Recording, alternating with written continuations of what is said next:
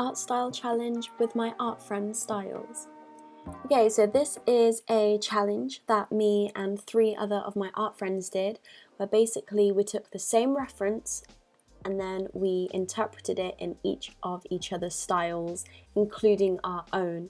So at the end of it, we had 4 images, 1 in our style and the other 3 in the others. I did this with Gina, Bia and Pippa, and all of their accounts, their Instagram accounts will be in the description below, and also I show them on screen right before I do them. I'm not quite sure how this voiceover is going to go because I'm just going to talk over while you guys watch the time lapse of the artist's piece that I do. Probably won't be able to keep up with each piece specifically, but I'm just kind of going to talk about the art challenge as a general kind of thing, I guess. Okay, so art style challenges are interesting to me, I think, because as artists, we all have our own individual touch and way that we like to work. Even though we are constantly exploring and growing and trying different things, we kind of have this almost automatic way where our skill sets and techniques kind of comfortably go. Like, we have that little base, and that's what makes us individual as artists. Like, the way that we work, people can recognize our work, and no one can kind of replicate that like how you do. It's like a little significant, it's like your own little fingerprint. Or should we go with a lilac background? Because I think she uses like lilac quite a lot. Yeah. But then I could go with a red background, but I mean, we'll go with lilac, innit? Lilac.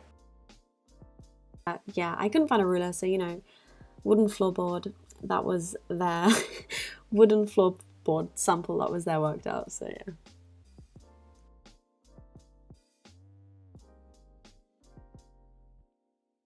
Let's peel off. Whoa, whoa. Okay, that Posca pen doesn't look too bad. It kind of looks a little dodgy, but it's not the worst thing. Oh god, what? Dang it! That's cool. This is the finished piece. I thought it'd be pretty cool to do something like this because it's like, whoa, like, you really have to think about how someone specifically makes their lines or makes their marks, you know, how they apply their brush strokes and the paint that they use and the materials that they use. And so I thought that would be a really wonderful learning experience.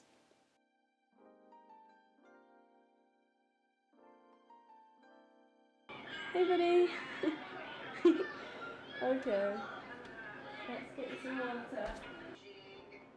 Oh no, not from there, baby!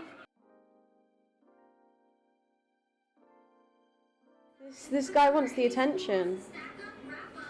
Oh. And there went my Kuretake palette. I mean, I already dropped them on my own 100 times, but you know, now I have a cat to do it too. There's no point wondering why my cat gets away with this stuff, because all I do is laugh and stroke him like, oh, you silly boy, because I don't know how to train a cat. So here's a good example of how this challenge worked interestingly. Me and Bia both primarily work in gouache. I'm working in a medium that I'm comfortable with, but in a completely different way, and so that's super interesting. And I found myself, I was using like any YouTube videos, if they had YouTube videos, or I was going onto their account a lot and just referring back and forth. What are the colours that they use? You know, how do they apply the paint? Following it through like a tutorial, really just trying to grasp the essence of the artist. And you know, I found things that I really liked, and it might be a colour that I liked that they used, or it might be a specific way that they applied the paint or the pencil lines. Oh god, no. Mission save the fly. Mission save the fly. Okay. Okay. And we're gonna save this little fly. Okay. What fly flies into a bowl? Obviously one that doesn't realise. Climb into this little bloody. There we go. Yay! It flew away. So I'm struggling with the cohesiveness of this voiceover in relation to my vlogging. So yeah, sorry if it sounds a bit like random and I'm just saying things here and there.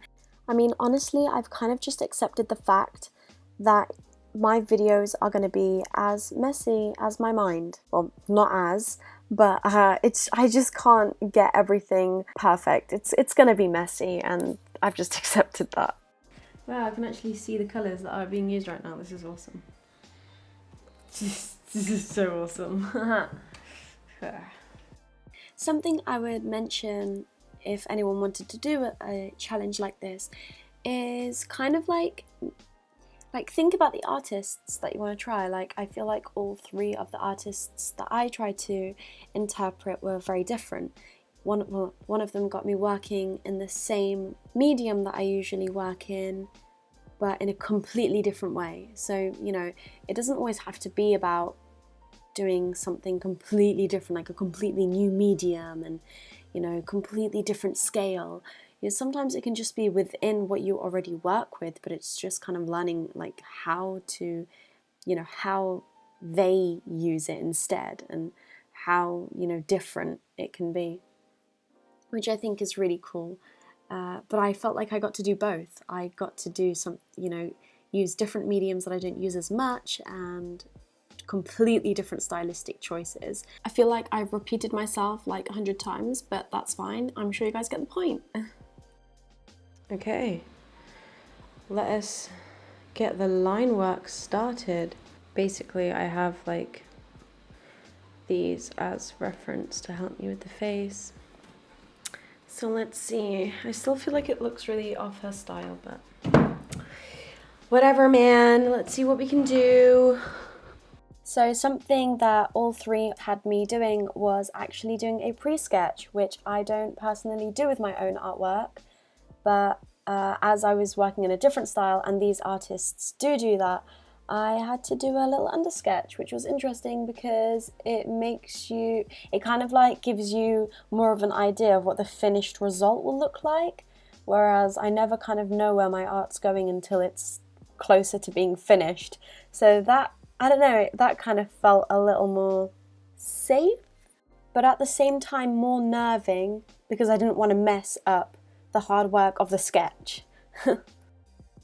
I am trying to watch how she's painting, and I just realised that she paints before she lines, and I've gone in and done the line work before the painting. I made a mistake, guys, but we're not going to redraw this whole thing because it was really hard. Yeah, for some reason I think I found Pippa's the hardest to do, and I don't know why. I just found it harder to kind of grasp her stylistic choices. Like, I could evidently see them there, but to interpret them, I felt like Definitely need to be a bit more of a brave girl. my style kept on forcing its way. Maybe because I feel like her features are a lot less prominent.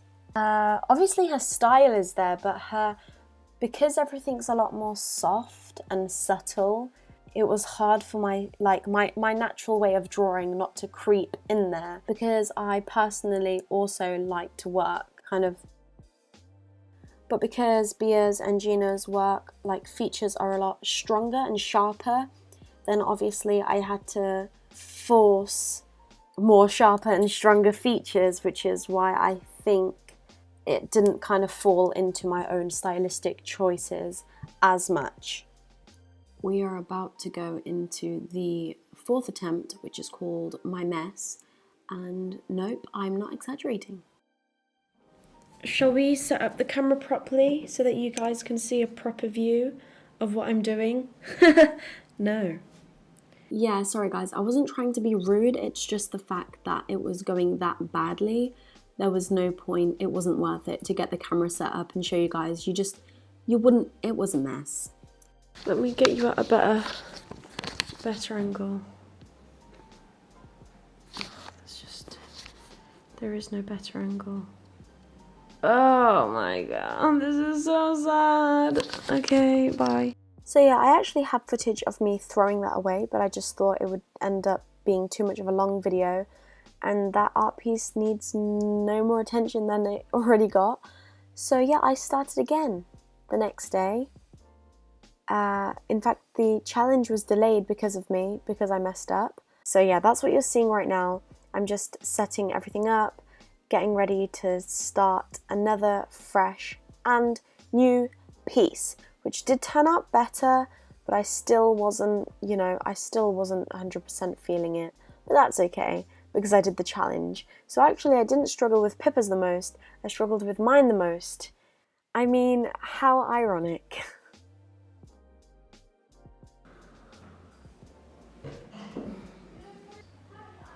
I could be a butterfly, but I'm into you.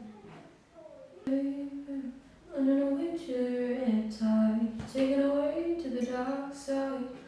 I wanna be your left-hand man. Got a lump in my throat, 'cause you're missing the words wrong. So this version is going a little better. I haven't filmed it just because it's been, I don't know, just a bit stressful, a little challenging actually, and I'm not sure why. I don't know why it's been so challenging. I can usually just do a standard basic portrait, but apparently this one has proved to be a bit more challenging, and that's okay. I'm glad I started again. I'm just sorry that I had to let my team down and the fact that I wasn't ready on time. I didn't try to mess up, but yeah, they're all lovely anyway, so they're all really understanding. Yeah, so while we're watching this unnecessary footage of me working from a distance, I wanted to kind of like evaluate like what I like about each piece. Working in Gina style, I'd say I love how prominent and kind of like sharp the features were, so the eyes, the nose, the lips. It was also bold, and it was just so much fun to do and to work with, as a lot of the times I'm very kind of like soft with my features. I go more naturalistic, but yeah, that was really fun to do. With Bia's, I'd say that the layering was fun, adding in like those extra blush areas and adding kind of like flecks, and how I laid the lips, and that was just, I really enjoyed doing that. It was like I was forming more of a character, and that's not something I usually do, so that was really good. With Pippa's, I'd definitely say that it's kind of like adding the circles on the cheeks and the extra marks on the face.